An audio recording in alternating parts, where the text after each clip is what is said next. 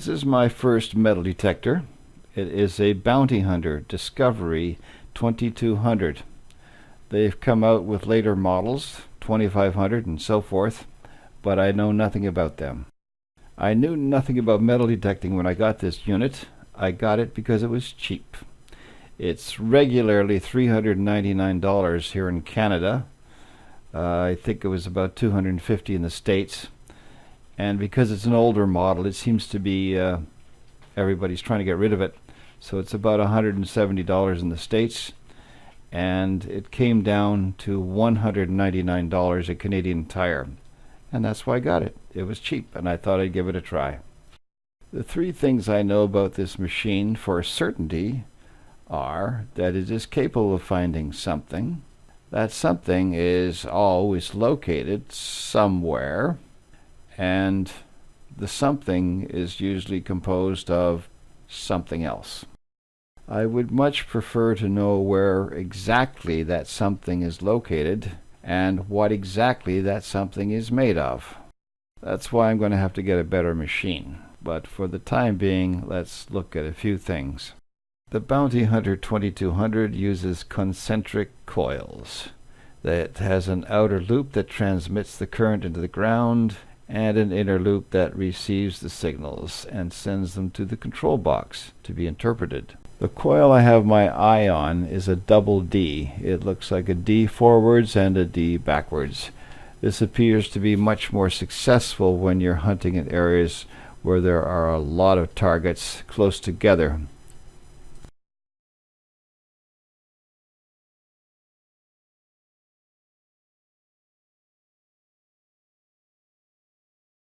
The concentric coils have a wide search area, whereas the double D has a narrow search area.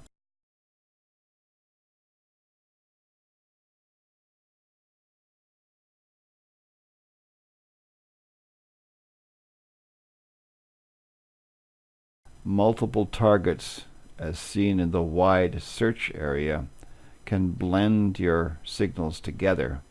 They can mask other signals, and with large objects they can cause an increase in eddy currents, which cause higher signals.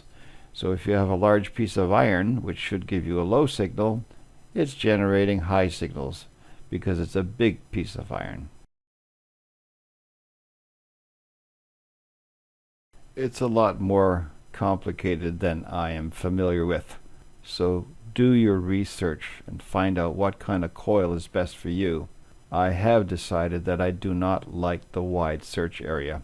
I want more of a surgeon's scalpel, giving me a single signal. I want the signal to be more accurate as to where the object is located and what kind of object we're talking about. I prefer metal detection videos to give you more accurate information. So, I'm using the Bounty Hunter Discovery 2200. I am using it in May 2018.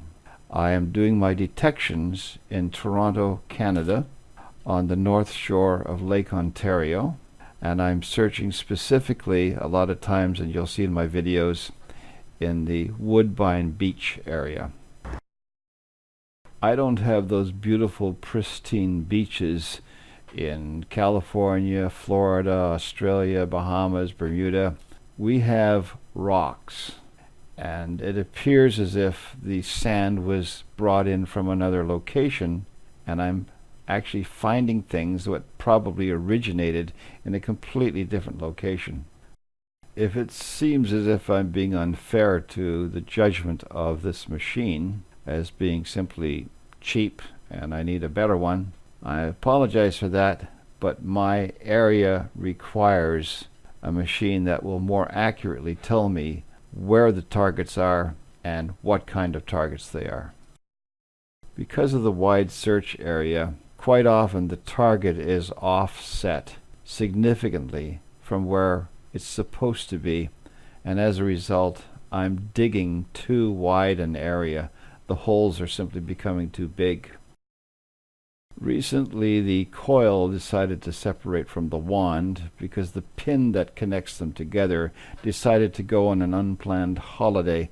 I didn't know what had happened and why that piece completely disappeared until I reviewed the video. Here's the pin jumping out. Here's the pin lying underfoot, completely unseen by me. And here's me stepping on the pin, totally unaware of what I'm doing, and pushing it deep into the sand.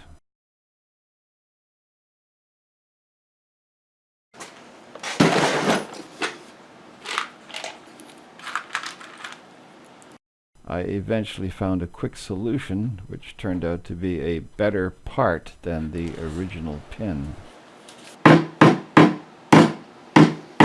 Basically, you have to do your research, decide on the best machine that you can possibly afford, and spend as much time as possible with the machine, learning about its tones, learning about its eccentricities, and trying to adapt it to the environment that you'll be detecting in.